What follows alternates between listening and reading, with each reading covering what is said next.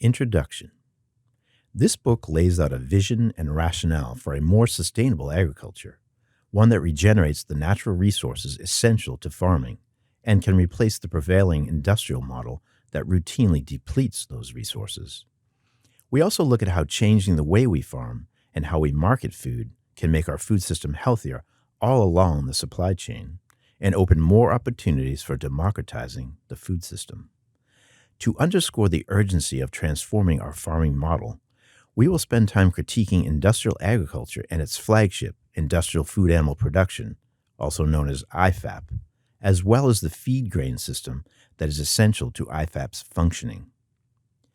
We will also describe why a more sustainable approach to agriculture, often framed as regenerative agriculture, can help in establishing a better food system, one with multiple benefits to society in terms of public health, the environment, local economies, and social equity. For example, the slowly emerging alternative food system makes entry into farming feasible for many more people, including systematically marginalized groups. Regenerative farmers are more likely to be marketing directly to consumers, and this creates opportunities for consumers to have more input into how their food is grown. Regenerative agriculture builds healthy soil, which makes farms more resilient in the face of the extreme weather events that are becoming increasingly common. Sustainable agriculture practitioners reduce health risks on the farm and for consumers by reducing or eliminating pesticide use. They also have greater success in building soil fertility, in part because they use little or no synthetic fertilizer, which degrades long-term fertility. Healthier soil can mean healthier food in terms of nutrient content. In sustainable animal production, that is, raising animals on pasture, manure is an asset that enhances soil fertility. IFAP methods turn manure into a waste problem. While industrial agriculture emits large amounts of greenhouse gases and is a large contributor to climate chaos, regenerative agriculture puts significant amounts of carbon back into the soil and is thus part of a multi-pronged climate solution. It is also much less energy intensive. Rural communities benefit more when farms are diversified and well connected to the local community because those farms buy inputs and sell outputs locally. The concentrated animal feeding operations, known as CAFOs, at the center of IFAP, tend to degrade local economies and are typically connected to distant markets for their outputs. Chapter 1. A New Vision for Agriculture and Our Food System. For too long, our agricultural policy has been separate from our health policy, to our great detriment. The nutrients in our food are essential to human health, and our farming methods can have an impact on how much of those nutrients end up in our food. Crop plants must be able to access nutrients in the soil, and that process depends on the symbiotic relationship between plants and soil bacteria and fungi. Many of the methods that are endemic to industrial agriculture disrupt or destroy these important plant-microbe relationships. By contrast, a sustainable agriculture recognizes and nurtures these soil-based relationships. And by creating healthier soil, it makes itself more resilient in the face of the extreme weather events that are becoming more common in this era of climate chaos. Those who are well-versed in the deficiencies of industrial agriculture know we cannot go on with farming as usual. With that in mind, the relevant questions are: 1. What currently marginalized and underused versions of agriculture need public support and policy support to help them become more predominant? And 2, what collateral benefits to the food system can we expect from such a transition? Our industrial agriculture system is embedded within an industrial food system. Both are marked by a lack of transparency, an abundance of corporate control, and a concomitant lack of democratic control over decision-making. Food consumers do not have an opportunity to be food citizens within the dominant system, as they lack input into how their food is produced. But alternative marketing models have been taking shape in recent decades, and they offer hope for a different kind of food system to take center stage, one that is more inclusive and democratic. The rise of farmers markets, food hubs, community-supported agriculture, farm-to-school programs, and other democratizing models has made food citizenry more than just an aspiration. By intention, these models have also increased access to healthy food among traditionally underserved populations. The food movement has always sought to combine improvements in our farming systems with improved food access, and the international food sovereignty movement also stresses both goals. Government policies that support these alternative models instead of the industrial model could hasten the transition to a more sustainable food system, which, by definition, means one that is healthy and socially equitable as well as ecologically and economically sound. This alternative food system that has been developing also makes it easier for new farmers to enter the profession with less financial investment and more direct access to customers. Moreover, it makes better use of our land resources as it puts more emphasis on growing food for people, in contrast to the industrial system that uses vast amounts of cropland to grow feed for animals, as well as feeding our vehicles with inefficiently produced ethanol and contributing to the production of unhealthy products such as high fructose corn syrup. Chapter 2: Industrial Agriculture is Built Upon a Faulty Worldview.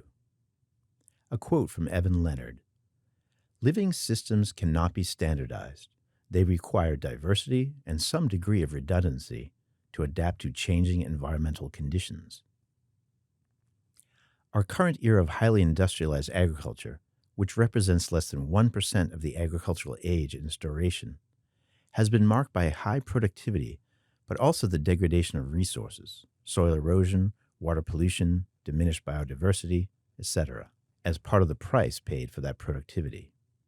Industrial agriculture is labor efficient, but inefficient in terms of energy use, both predictable results when substituting fossil fuel-driven machinery for people. To unravel the reasons for its failures, it is important to examine the worldview that animates an industrialized agriculture and how that worldview has sown the seeds of what seems to be an inevitable, albeit gradual, demise for industrial farming. Take pest control as one example of the contrasting philosophies between industrial and more sustainable models of agriculture.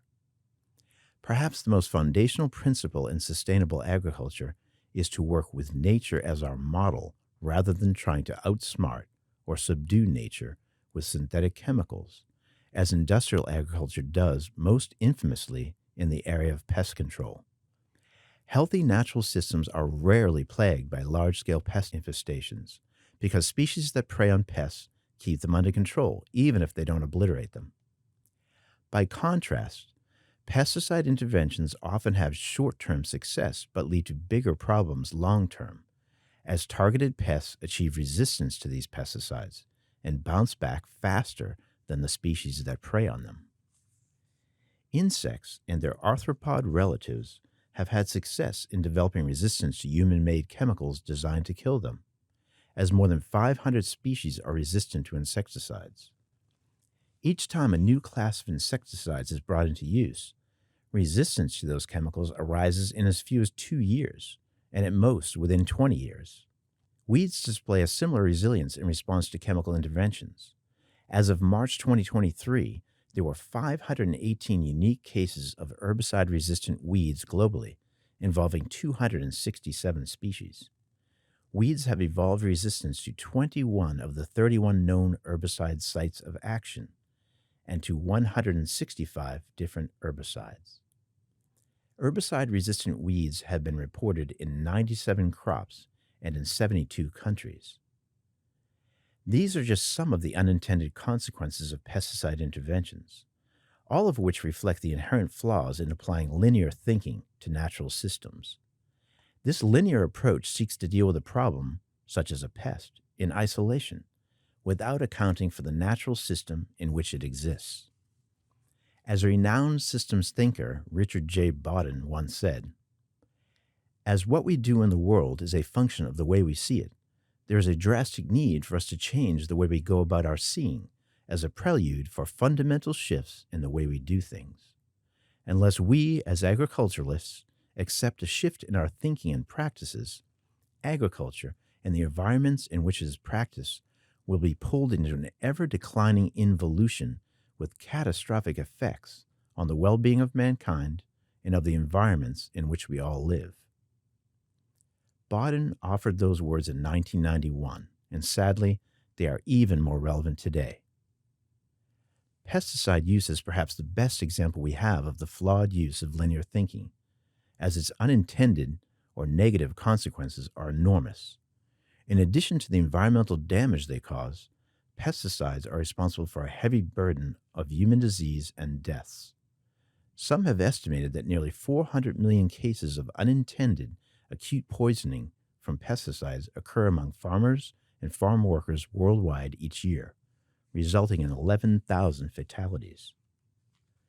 These kinds of problems are inherent to industrialized crop production because of its dependence on chemical inputs. That kind of agriculture is what supports and enables IFAP, which concentrates food animal production in CAFOs, known as factory farms in popular parlance. In some circles, CAFOs could be considered the crowning achievement of industrial agriculture in terms of how quickly they produce food animals for meat, milk, and eggs, how few workers need to be involved, and how CAFOs break the whole process of producing food animals down to simple tasks, thus reducing production costs. Viewed through a narrow lens, this system can look like a great success, just as it looked like a great idea to those who devised it. Agricultural economist John Eichert, one of the designers and early proponents of CAFOs and now a strong critic of them, has written that the goals of industrial agriculture are to specialize, mechanize, separate, sequence, and control all processes of production, to make farms work like factories and fields and feedlots run like assembly lines. These goals make more sense in the context of an actual factory, an artificial environment where humans can exercise more control and are not so ruled by the dictates of natural systems. Monocultures of both plants and animals are part of the drive for industrial efficiency, but industrialized agriculture's attempts to create these standardized environments within natural settings has proven to be a failed experiment. They invariably come up against problems such as pest infestations, weeds and insects, soil degradation, and diminished biodiversity. When industrial farming systems invariably fail ecologically because they degrade natural systems, they cannot help but fail economically too, because a healthy agroecosystem is a necessary foundation for any long-term economic success in agriculture. The good news is that there is a viable alternative in agriculture that already has a track record of success. As a first step, farmers can substitute non-toxic inputs in place of industrial agriculture's synthetic fertilizers and pesticides. But if they really want to take their operations to a higher level, they can make changes that are more whole system oriented, as agroecology expert Steve Gleason explains. Fundamental changes in overall system design eliminate the root causes of many problems. The focus in agroecology is on prevention of problems before they occur, rather than trying to control them after they happen.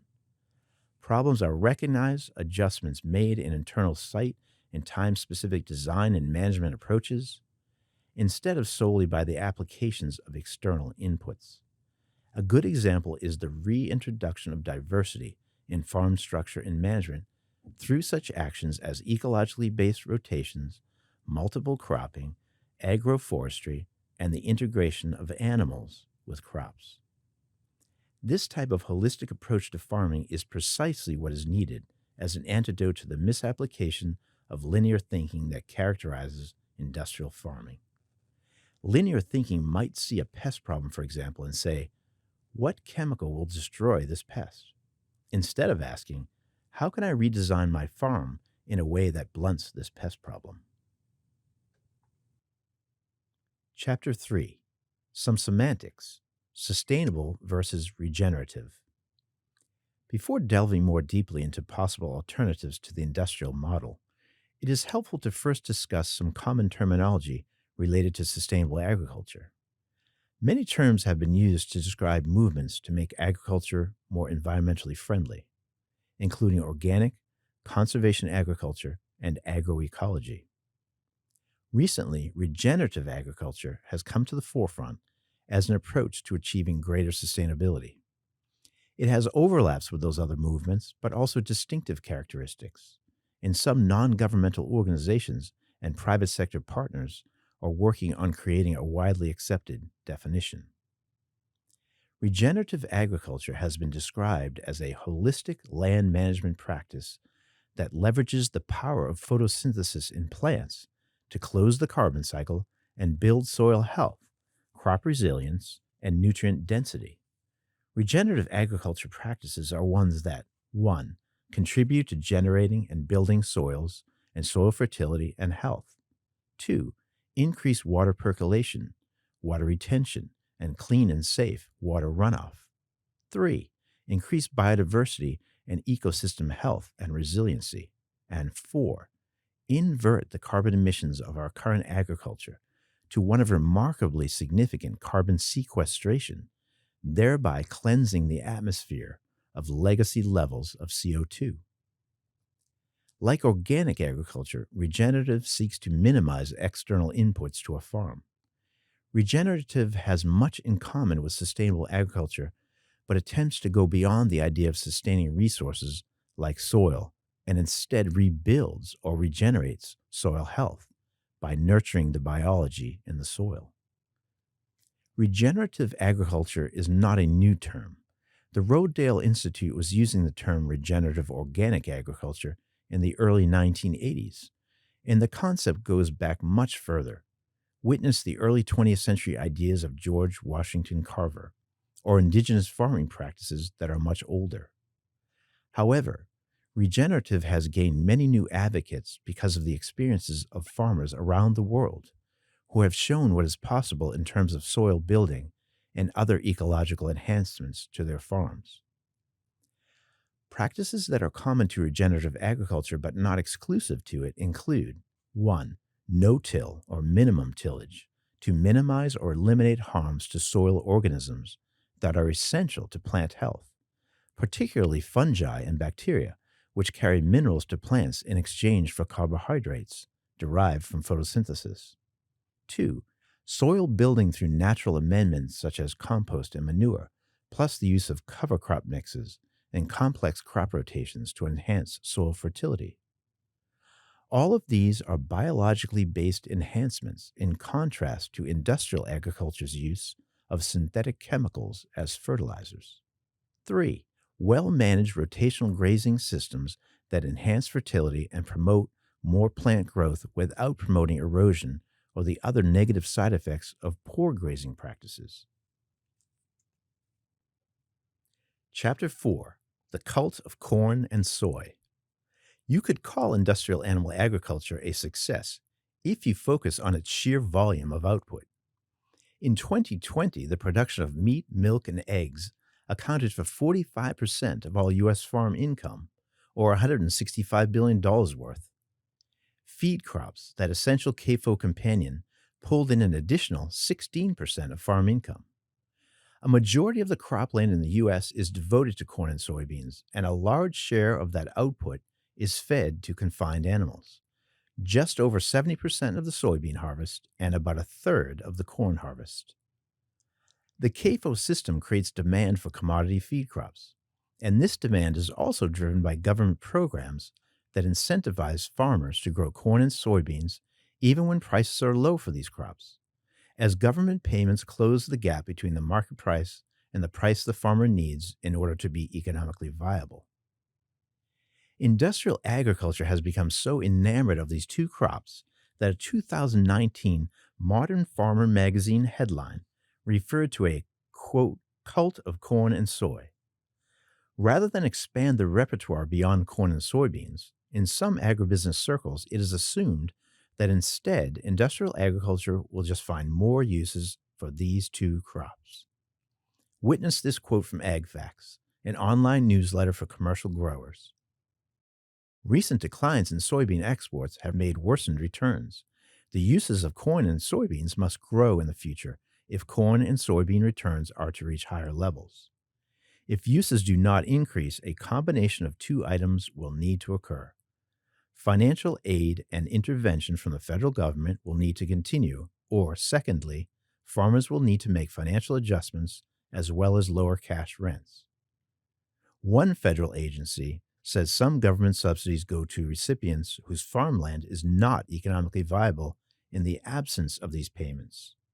Additionally, the increase in extreme weather events is causing farmers to rely more heavily on crop insurance, with typically about 60% of their policy costs covered by taxpayers.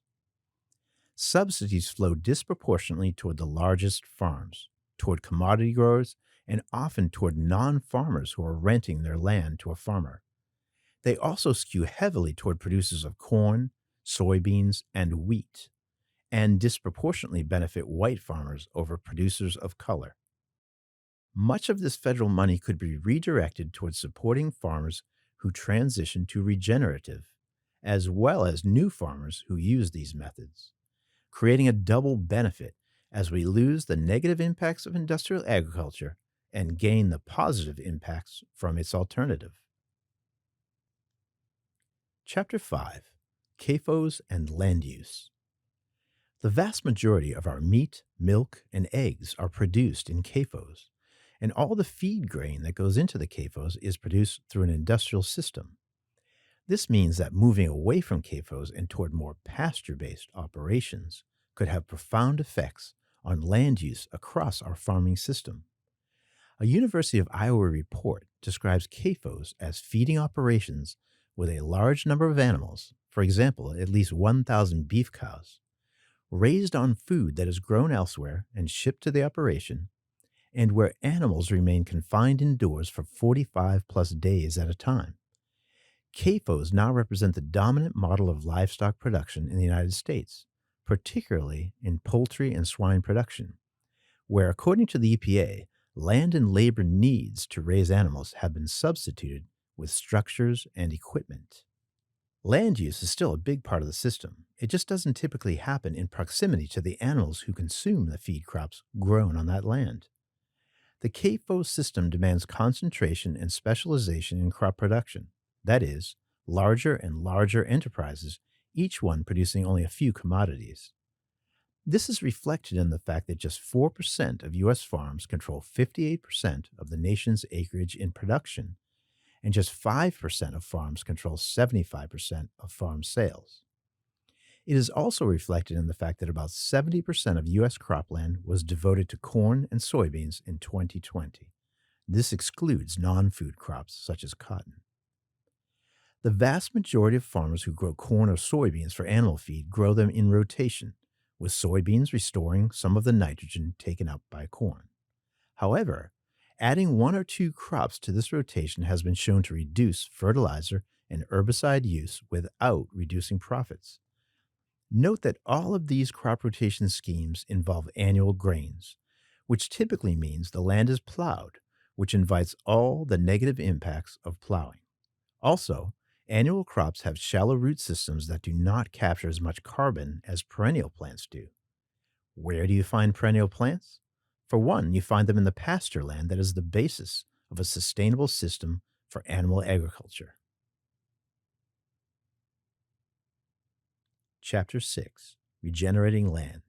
What's it got to do with animals? A quote from ecologist Aldo Leopold: "Land is not merely soil. It is a fountain of energy flowing through a circuit of soils, plants, and animals." Wendell Berry once observed that moving animals from farms to confinement facilities took an elegant solution and divided it into two new problems. Instead of having those animals manure to fertilize their soils, farmers now had a fertility deficit, and CAFO operators had a waste problem with the output from those concentrated animal populations. Not only is animal manure potentially part of any farm strategy for maintaining fertility, but it also can be one of the key components in any effort to restore degraded land and make it productive again. Most projections about how much food the world can grow are based on the assumption that we'll have the same amount of arable land available as we have now. This is a faulty assumption and fails to consider that much of what is now degraded land could be restored to usefulness for food production, either as cropland or pasture land, or a mixture of the two, if good regenerative practices were put into action on that land.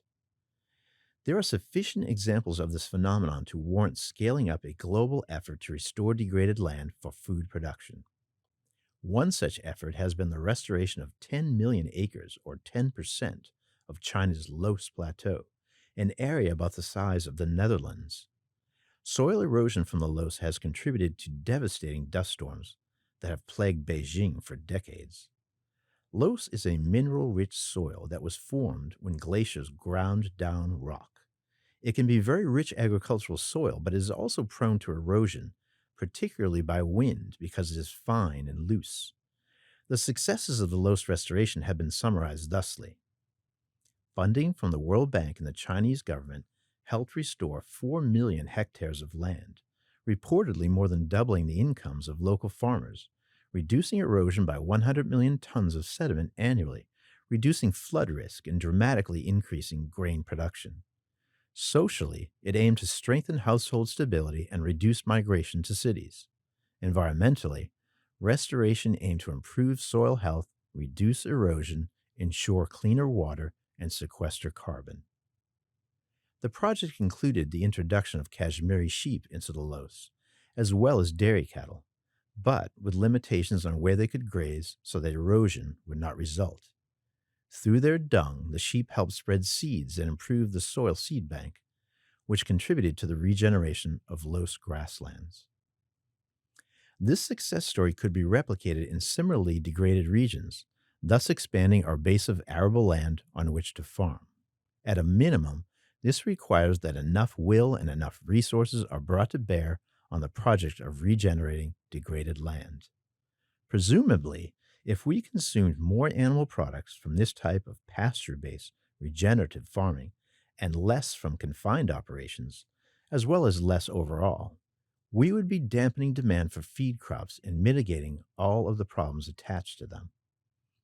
Much of the cropland in use today is not producing food to feed humans. Globally, one study found that only 55% of food calories from cropland feed humans, and only 40% of the plant protein produced feeds humans. This statistic is more dramatic in the US, where those numbers are 27 and 14%, respectively.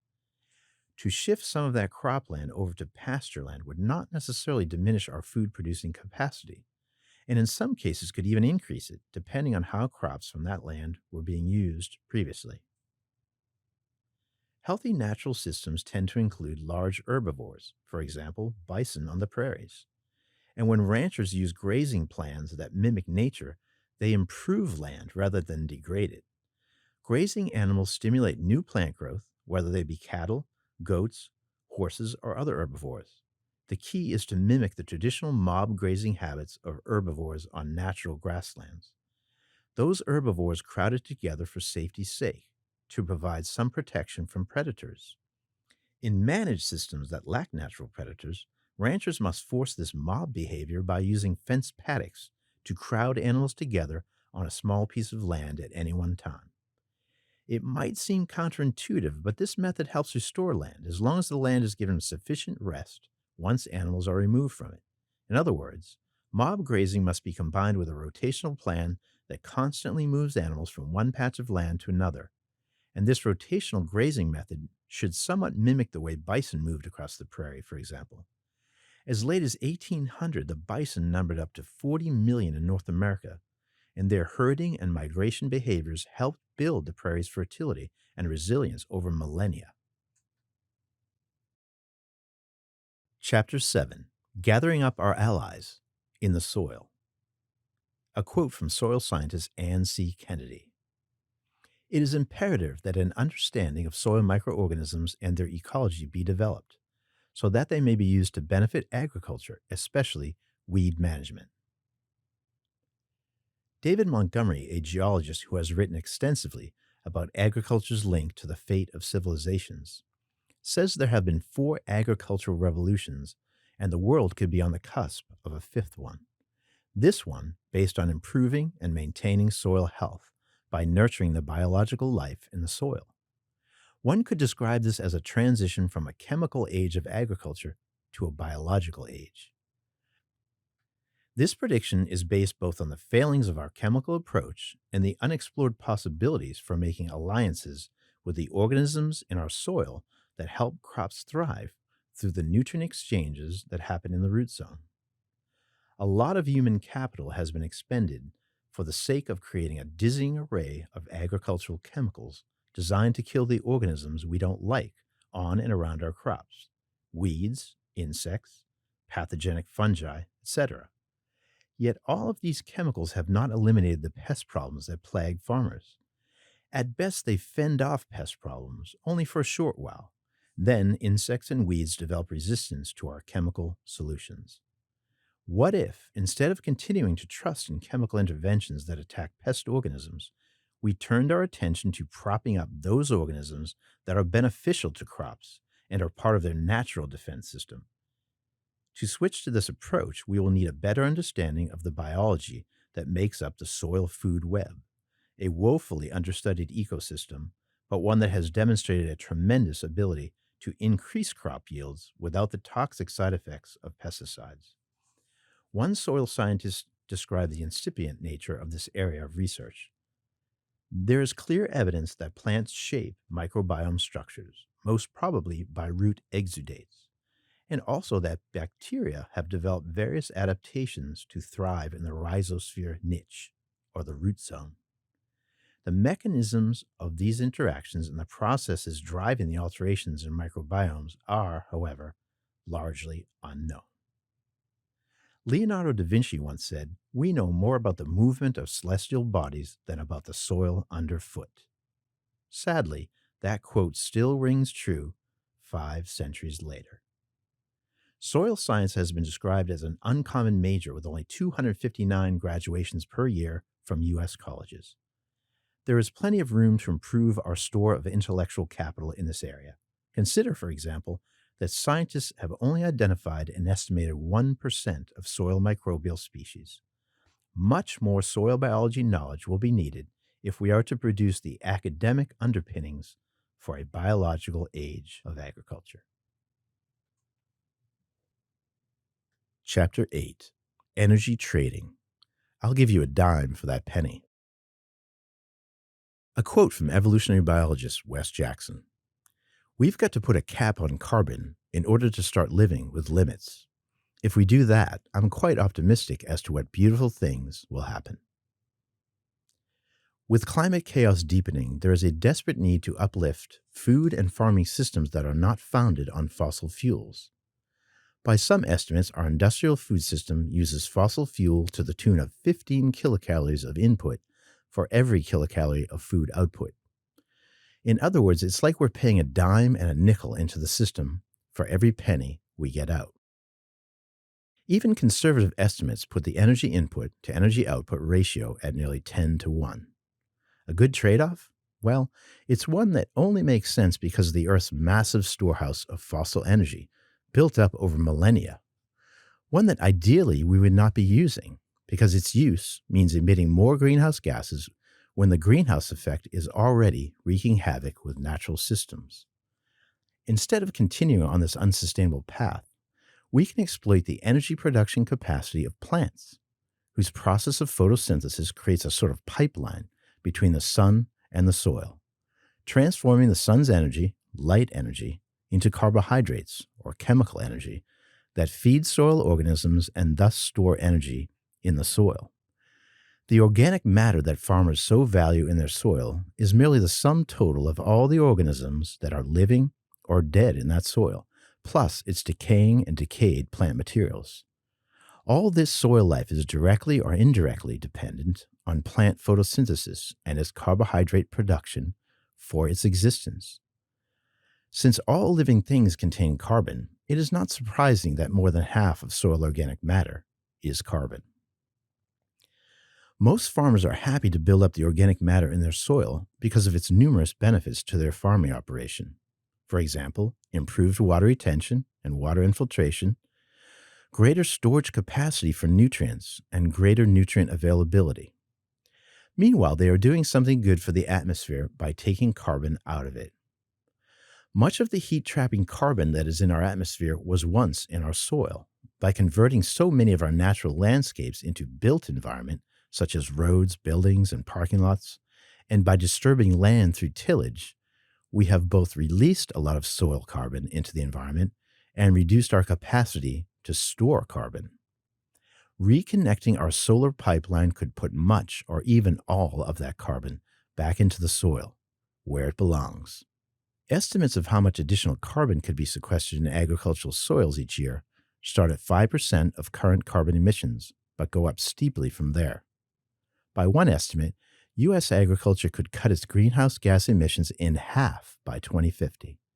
Some estimates are even more optimistic, especially when they include the potential benefits of replacing annual crops with deep-rooted perennial crops that sequester more carbon. Chapter 9. Soil Health, a win-win-win for crops, climate, and the bottom line. A quote from soil scientist William A. Albrecht. The soil is the creative material of most of the basic needs of life. Creation starts with a handful of dust. Regenerative agriculture benefits the climate from two directions: by reducing agriculture's contribution to greenhouse gas emissions and by storing large amounts of carbon in the soil. Regenerative agriculture minimizes or eliminates the use of farming methods that are directly or indirectly associated with greenhouse gases, such as synthetic fertilizers that rely on natural gas as a feedstock for their production, and tillage that requires diesel fuel for tractors. More importantly, though, by reducing soil disturbance and feeding the soil biology that binds up carbon, regenerative farming vastly increases the amount of carbon that is stored in soil and actually increases the depth of the topsoil. By building new topsoil, regenerative is enlarging the carbon bank that soil represents. On the other hand, tillage increases greenhouse gas emissions because the process causes carbon to be released to the environment. It has been estimated that U.S. soils may have lost between 30 and 50% of the soil organic carbon that they contained prior to the establishment of agriculture there. This quote-unquote lost carbon ends up in our atmosphere, contributing to the warming of the planet. Moving this atmospheric carbon back into the soil, where it belongs, is part of the mission of regenerative agriculture. Besides the climate benefits of regenerative methods, farmers reap financial rewards from the transition, earning more money per acre after shifting from tillage to no-till and adopting practices like cover crops and nutrient management. These practices help build topsoil, which is like an investment in the future for a farmer. Here's one example of soil building through regenerative practices. On his North Dakota ranch, Gabe Brown has seen his soil depth increase from 6 inches to 29 inches on some of his fields. His soils contain 96 tons of carbon per acre in the top 48 inches, which contrasts with the 10 to 30 tons that are typical on conventional farms in his region. In the past, Brown's soil building outcome would have been considered impossible in conventional agriculture circles.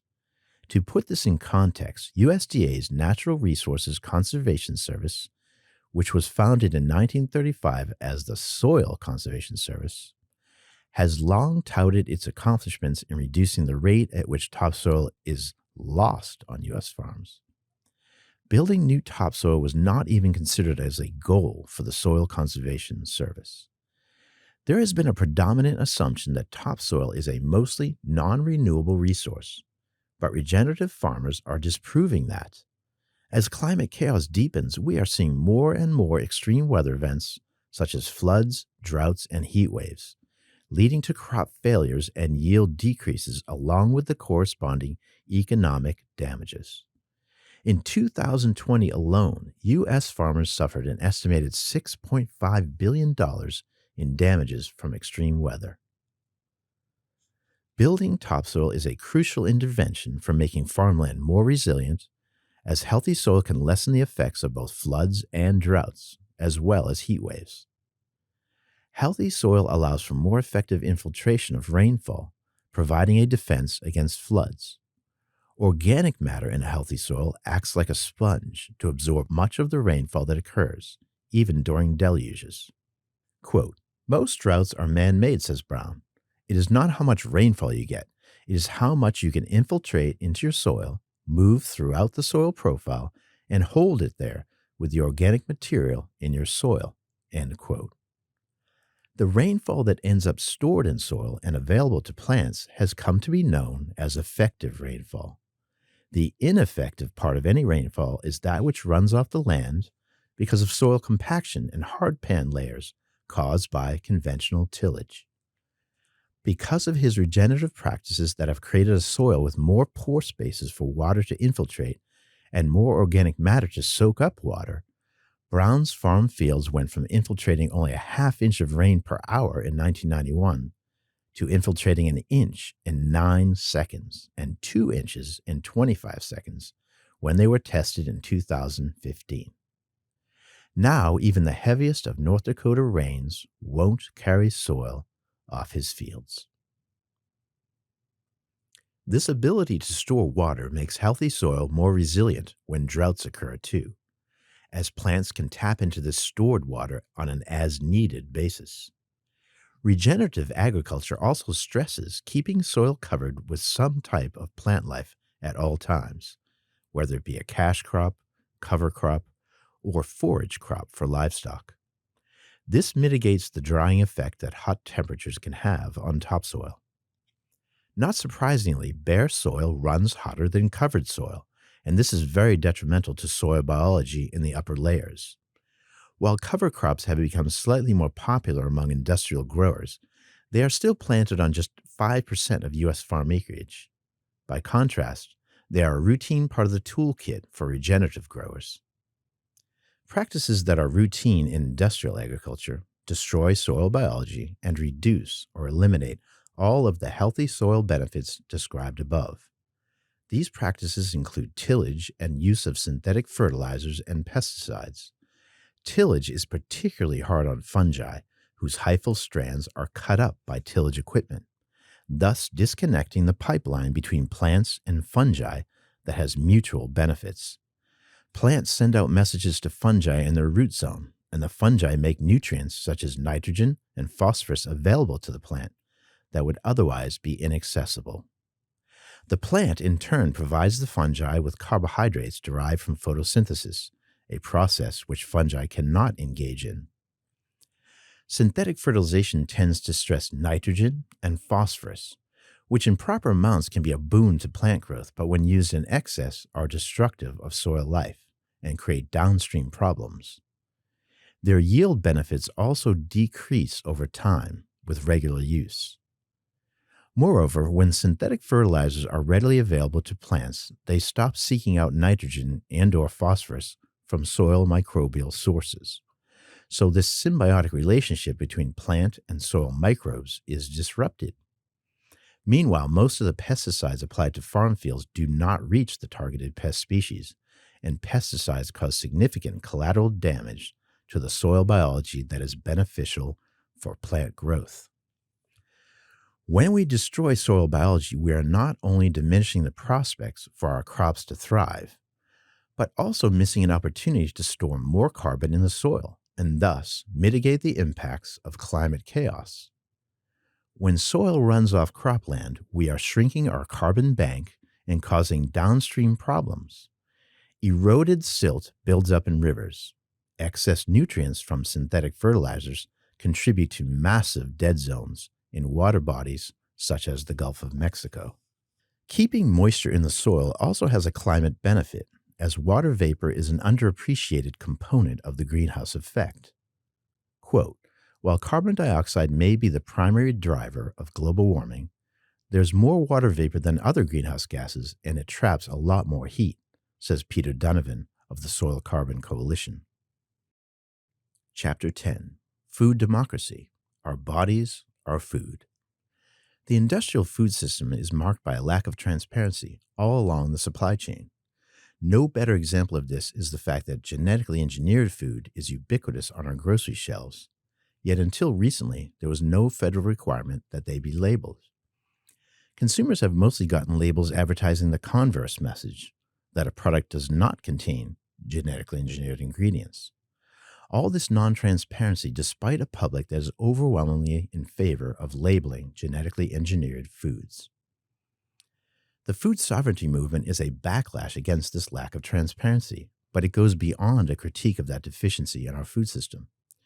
More broadly, the movement emphasizes the need to localize and democratize food systems so that consumers, that is, citizens, play a bigger role in decisions about what food will be produced and how it will be produced.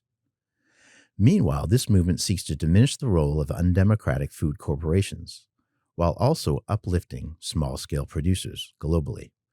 This last desire is reflected in Goal 2.3 of the United Nations Sustainable Development Goals, which reads, quote, "By 2030, double the agricultural productivity and incomes of small-scale food producers, in particular women, indigenous peoples, family farmers, pastoralists, and fishers, including through secure and equal access to land, other productive resources and inputs, knowledge, financial services, markets, and opportunities for value addition and non-farm employment."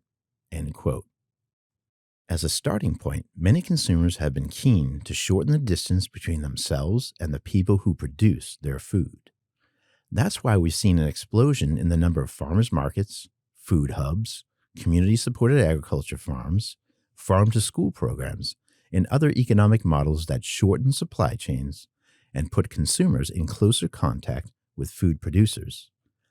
This allows citizen consumers to have more influence over what food is produced and how it is produced. Here are some examples of the increasing ubiquity of direct farm sales models. Number one, the number of farmers markets in the U.S. increased five-fold between 1994 and 2018. Number two, between 2009 and 2013, the number of food hubs in the U.S. increased by 65%. Almost all of these food hubs purchased at least half of their food from small and mid-sized farms and ranches. Number three, CSAs were barely known in the U.S. in the late 1980s, but by 2015, USDA reported there were more than 7,000 farms in the U.S.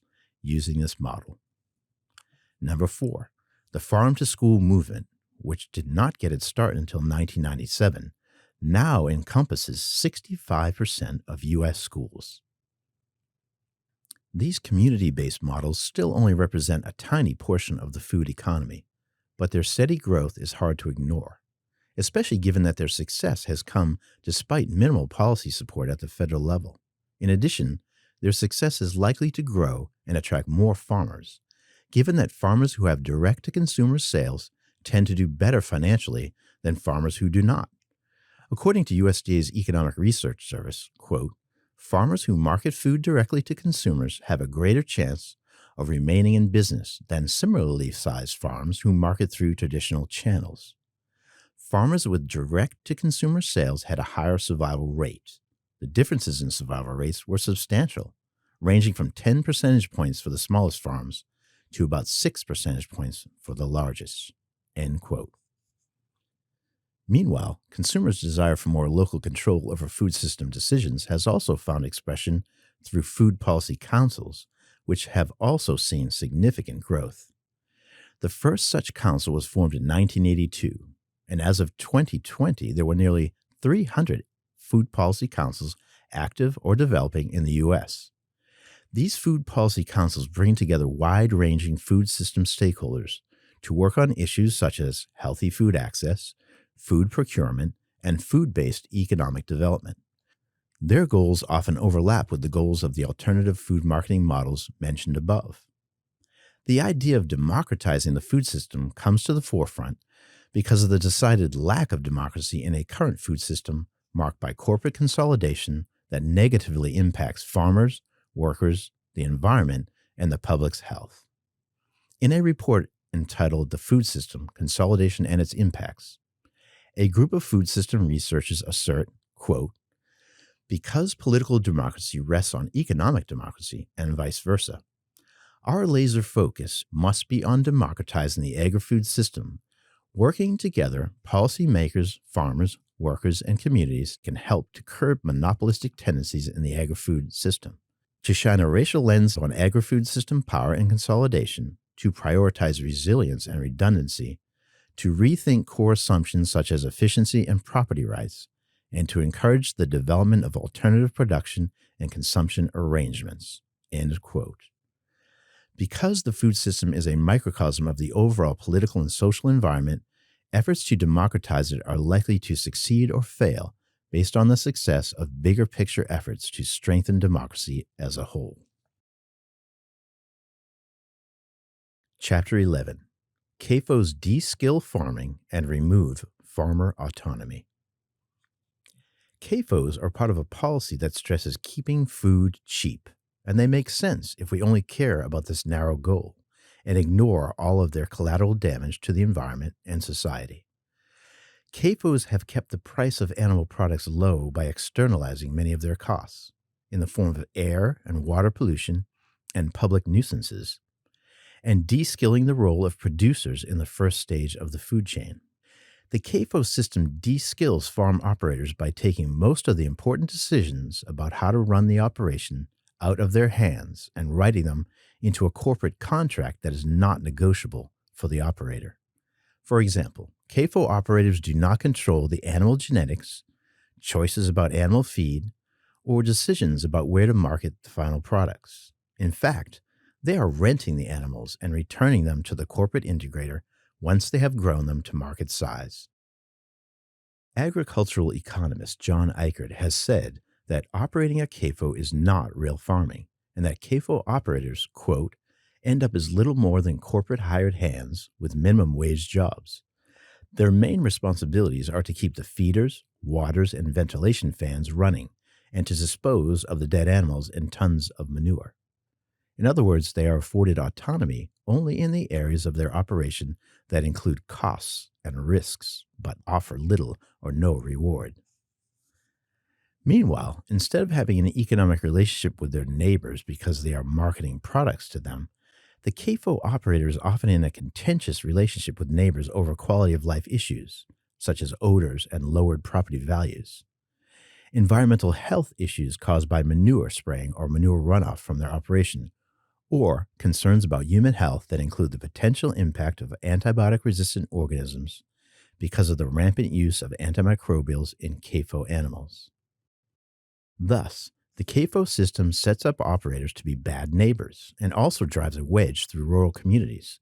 They squabble over whether CAFO should be allowed into their jurisdiction. These conflicts are increasingly ending up in court, leading to avoidable costs for all concerned parties. In summary, CAFOs are a narrowly defined economic success for corporate integrators and consumers who are valuing only low prices. However, CAFOs are an ecological and social failure. In addition, their economic success does not include a true cost accounting of their overall impact, since they have mostly avoided paying the cost of their pollution and their negative effects on the quality of life in rural communities, or broader public health costs, such as the diminished effectiveness of antibiotics in medicine because of their routine use in CAFOs. Chapter 12: Getting Big or Getting Pushed Out. The other key player in the industrial food animal production model is the commodity crop farmer growing corn and soybeans. Often these producers are notoriously caught in the squeeze between increasing input costs and prices for their crops that do not keep pace with those costs.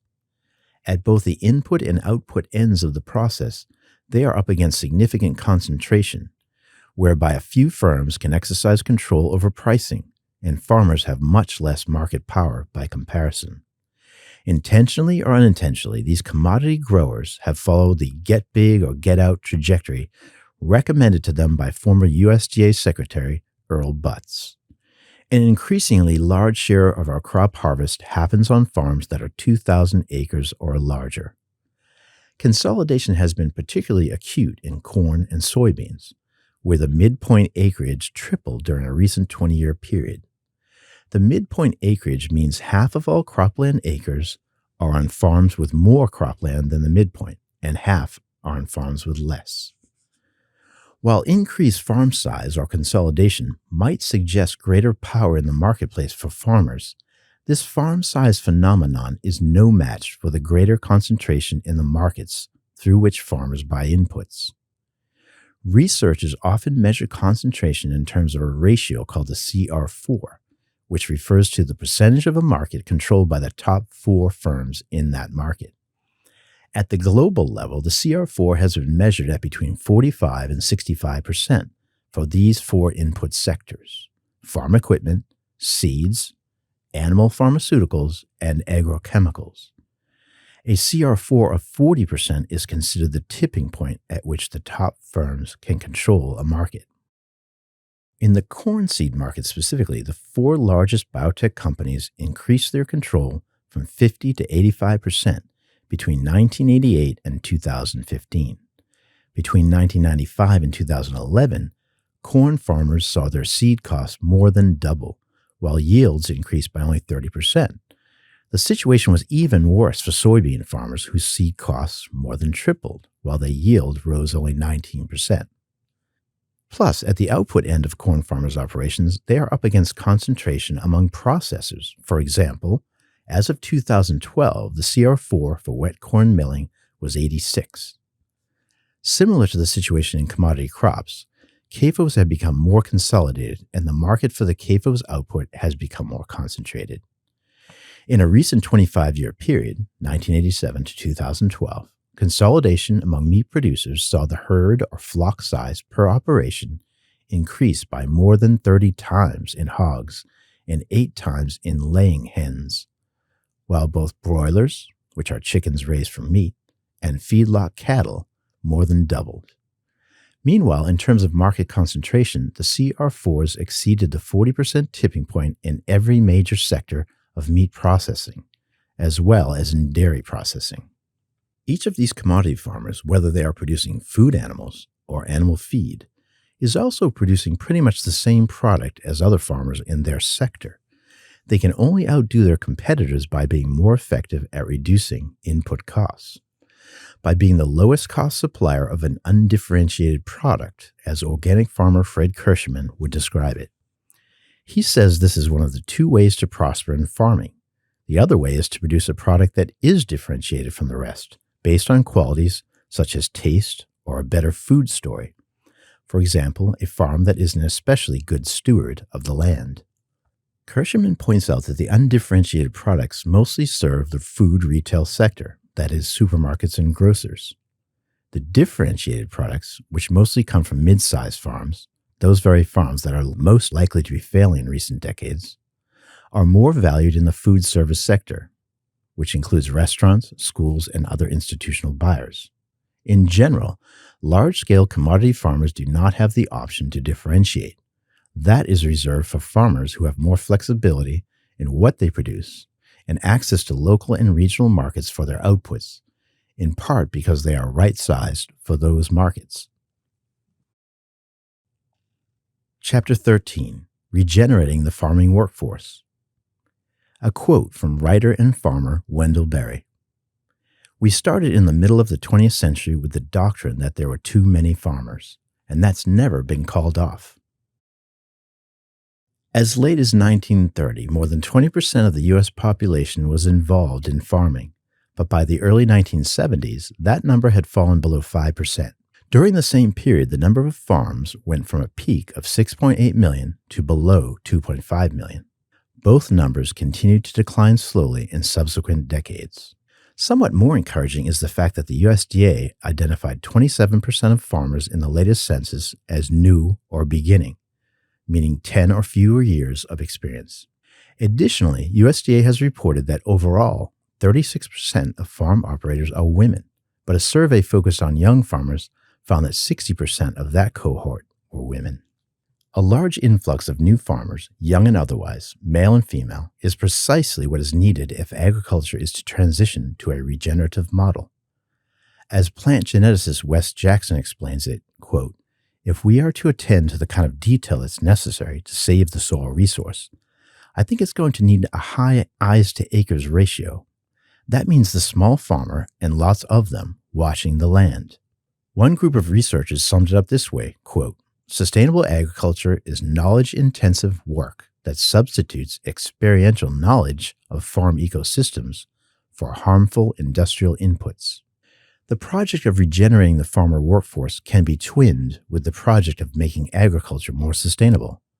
As Carlisle and other researchers described, quote, Supporting the next generation of farmers in achieving new levels of environmental stewardship and healthy food provisioning will require investing both in agroecology and in the people who are critical to its success. We have a brief window to decarbonize our food systems, enhance their delivery of ecosystem services, and buffer farmers and farming from the impacts of climate change. Knowledge-intensive agriculture can reduce the environmental footprint of fossil fuel-based, chemical-intensive agriculture while providing good jobs in rural places. Where will this next generation of farmers come from? As with any problem of this scale, there is no silver bullet solution to the farmer shortage. However, there are numerous sources of new farmers that we, as a society, could further tap into to meet the need. Young people. The National Young Farmers Coalition surveyed young farmers across the U.S. in 2017 and summarized the characteristics that most distinguish this cohort from the farmer workforce at large. Quote, young farmers today are operating smaller farms and growing more diverse crops. They are capitalizing on demand for local food by selling directly to the customers, and they are overwhelmingly committed to sustainable and conservation-minded farming practices. They're highly educated, increasingly racially diverse, and despite significant barriers and relatively low income, they are optimistic about the future. In other words, these young farmers embody the kinds of qualities that will be necessary for a transition to a more sustainable farming future and a more robust and resilient food system. Debt might be their greatest enemy, though, as under 35 farmers reportedly are carrying more than twice the average rate of debt of farmers ages 55 to 64, for example. Many young farmers already face heavy debt from student loans before they even try to obtain land, and that existing debt can disqualify them from a mortgage or make it financially out of reach. Minority farmers. The U.S. population in 2020 was 61.6% white, but 95.6% of the farmers recorded in the 2017 Census of Agriculture were white. By contrast, black farmers were only 1.3% of total farmers, while black people make up 12.4% of the nation's overall population. In the recent census, Asian farmers were only 0.6% of U.S. farmers, and Hispanic farmers were 3%, despite representing 6% and 18.7% respectively of the overall population.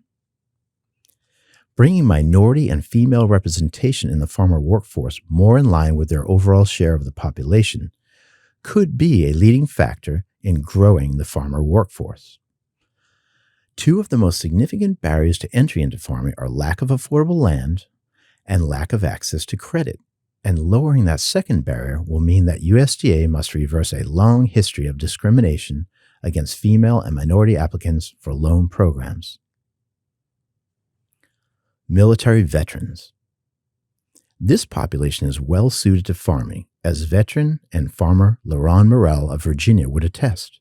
Quote, I think a lot of the skills that the military gives you relates directly to farming, Morrell said. Getting up early, keeping a schedule. When something comes up, you don't panic. You actually take time and you assess the situation, unquote. Some veterans see farming as a sort of natural extension of their service to their country. Quote, farming can become their new mission, said Michael O'Gorman, founder of the Farmer Veteran Coalition. It's heroic. We needed you to defend our country, and now we need you to feed it, unquote. U.S. military veterans are also a very large cohort, about 18 million strong. Immigrants and farm workers. These two groups overlap significantly, as 83% of farm workers self-identify as Hispanic and 75% are foreign-born. There is a wealth of agriculture experience and knowledge embodied in this workforce, much of it acquired before immigration. There is potential for many more of these workers to advance to being farm owners, particularly if they were to receive government and other support to help them overcome both their particular barriers to success and universal barriers such as poor access to land because of prohibitive land prices. The fact that Hispanics are 3% of farm owners in the U.S., but 83% of farm workers, shows a massive underrepresentation in farm ownership. In California, the Agriculture and Land-Based Training Association, or ALBA, helps field laborers make the transition to owning their own farms by providing training and low-rent land on which to hone their skills. ALBA's Chris Brown thinks skilled farm workers are too often overlooked in discussions of where new farmers will come from.